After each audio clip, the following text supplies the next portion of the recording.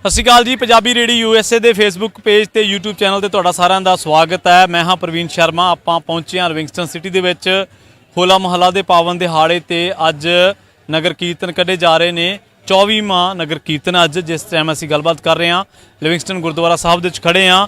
ਸਰੋਂ ਦਾ ਸਾਗ ਤੇ ਮੱਕੀ ਦੀ ਰੋਟੀ ਤੇ ਲੱਸੀ ਪੰਜਾਬੀਆਂ ਦੇ ਫੇਵਰਟ ਡਿਸ਼ਾਂ ਦੇ ਵਿੱਚੋਂ ਇੱਕ ਨੇ। ਤੁਸੀਂ ਦੇਖ ਸਕਦੇ ਹੋ ਹਰ ਪੰਜਾਬੀ ਫੂਡ ਦਾ ਇੱਥੇ ਲੰਗਰ ਲਾਇਆ ਹੋਇਆ ਪੰਜਾਬੀ ਭਰਾਵਾਂ ਨੇ।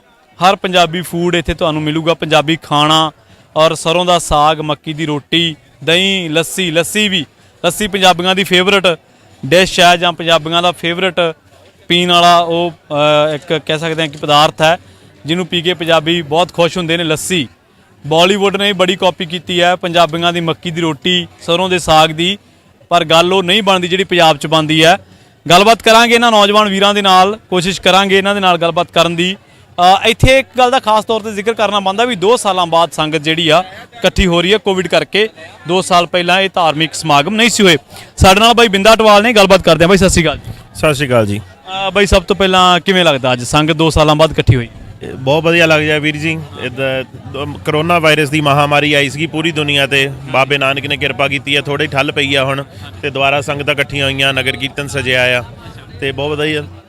ਅੱਛਾ ਬਈ, ਅਸੀਂ ਕਾਫੀ ਮੈਨੇਜਮੈਂਟ ਨਾਲ ਵੀ ਗੱਲਾਂ ਬਾਤਾਂ ਕੀਤੀਆਂ ਨੇ, ਕਾਫੀ ਲੋਕਾਂ ਨਾਲ ਵੀ ਕਹਿੰਦੇ ਐਤਕੀ ਇਕੱਠ ਥੋੜਾ ਵੱਧ ਆ, ਅਗਰ ਪਿਛਲੀ ਵਾਰੀ ਇੰਨਾ ਨਹੀਂ ਸੀ ਹੁੰਦਾ ਇਕੱਠ। ਹਾਂਜੀ ਵੀਰ, ਹੁਣ ਸਾਰੇ ਘਰਾਂ ਦੇ ਵਿੱਚ ਬੈਠੇ ਸੀਗੇ, ਅੱਕ ਕੇ ਤੰਗ ਆ ਗਏ ਆ ਹਨਾ, ਤੇ ਨਿਆਣਿਆਂ ਨੂੰ ਵੀ ਸਕੂਲਾਂ ਤੋਂ ਛੁੱਟੀਆਂ ਸੀਗੀਆਂ, ਥੋੜੀ ਜਿਹੀ ਫਰੀਡਮ ਮਿਲੀ ਆ ਤੇ ਬਾਬੇ ਨਾਨਕ ਦੇ ਇੱਥੇ ਸਾਰੇ ਮਿਹਰ ਕੀਤੀ ਆ, ਕਿਰਪਾ, ਸੰਗਤ ਸਾਰੀ ਇਕੱਠੀ ਹੋਈ ਆ ਤੇ ਸਾਰੇ ਬਾਹਰ ਨਿਕਲੇ ਆ ਹਨਾ। ਸੰਗਤ ਹੈਗੀ ਆ ਥੋੜੀ ਵੱਧ ਪਹਿਲਾਂ ਨਾਲੋਂ, ਤੇ 2 ਸਾਲ ਹੋ ਗਏ ਜਿੱਦਾਂ ਆਪਾਂ ਅੱਗੇ ਗੱਲ ਕੀਤੀ ਵੀ ਨਗਰ ਕੀਰਤਨ ਨਹੀਂ ਹੋਇਆ, ਉੱਦਾਂ ਨਹੀਂ ਤਾਂ ਇੱਥੇ ਆਪਣੇ ਹੋ ਜਾਂਦਾ। ਫਿਰ ਵਿਸਾਖੀ ਤਿਉਹਾਰ ਤੇ ਆਪਣੇ ਸੈਲਵੇਂ ਗੁਰੂ ਘਰ, ਸਟਾਕਟਨ ਗੁਰੂ ਘਰ ਹੋ ਜਾਂਦਾ। ਕਈ ਵਾਰ ਫਿਰ ਸੰਗਤ ਕਹਿੰਦੀ ਆ ਬਈ ਇੱਥੇ ਰਹਿਣ ਦਿਓ, ਉੱਥੇ ਚੱਲ ਜਾਂਗੇ, ਉੱਥੇ ਰਹਿਣ ਦਿਓ।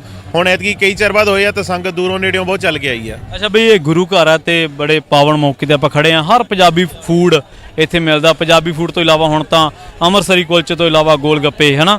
ਤੇ ਇਹ ਫਿਰ ਆਪਾਂ ਕਿਵੇਂ ਮਤਲਬ ਦਿਮਾਗ ਦੇ ਵਿੱਚ ਆਇਆ ਵੀ ਸਰੋਂ ਦਾ ਸਾਗ ਵੀ ਖਵਾਈਏ ਕਿ ਪਹਿਲਾਂ ਤੋਂ ਲਗਾਤਾਰ ਲਾ ਰਹੇ ਹੋ? ਸਾਡੇ ਵੀਰ ਸ਼ੁਰੂ ਤੋਂ ਜਦੋਂ ਅਸੀਂ ਸ਼ੁਰੂ ਕੀਤਾ ਸੀਗਾ ਲੰਗਰ ਦੀ ਸੇਵਾ ਕਰਨੀ, ਮੇਰੇ ਖਿਆਲ ਸਾਡਾ ਇੱਥੇ 6ਵਾਂ 7ਵਾਂ ਸਾਲ ਆ। ਇਹ 2 ਸਾਲ ਜਿਹੜੇ ਉਹ ਗਏ ਉਹਨਾਂ ਨੂੰ ਛੱਡ ਕੇ ਵੀ, ਤੇ ਅਸੀਂ ਸ਼ੁਰੂ ਤੋਂ ਮੱਕੀ ਦੀ ਰੋਟੀ, ਸਰੋਂ ਦਾ ਸਾਗ ਕਰਦੇ ਹਾਂ। ਅਸੀਂ ਐਕਚੁਅਲੀ ਯੂਨੀਵਰਸਿਟੀ ਵੀ ਲੰਗਰ ਕਰਦੇ ਹਾਂ, ਉੱਥੇ ਅਸੀਂ ਪਨੀਰ ਪਕੌੜੇ ਤੇ ਗੋਭੀ ਦੇ ਪਕੌੜੇ ਚਾਹ ਦੇ ਨਾਲ ਕਰਦੇ ਹੁੰਦੇ ਹਾਂ।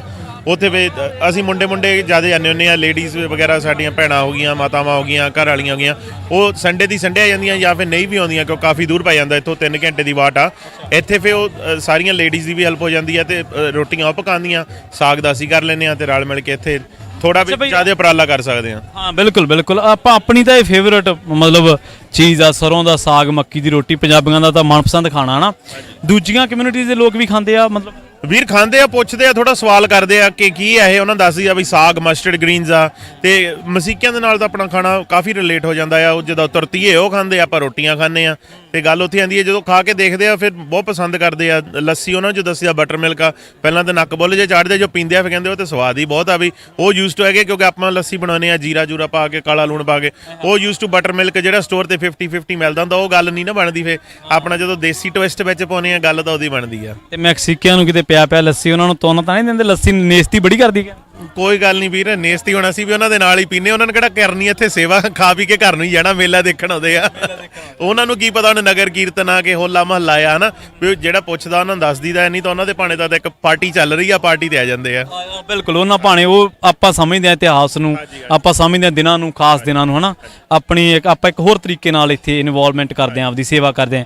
ਸੇਵਾ ਭਾਵਨਾ ਬਈ ਕੀ ਨੌਜਵਾਨ ਵੀਰ ਕਿੰਨੇ ਕੁ ਨਾਲ ਜੁੜਦੇ ਨੇ, ਕਰਦੇ ਨੇ ਸੇਵਾ?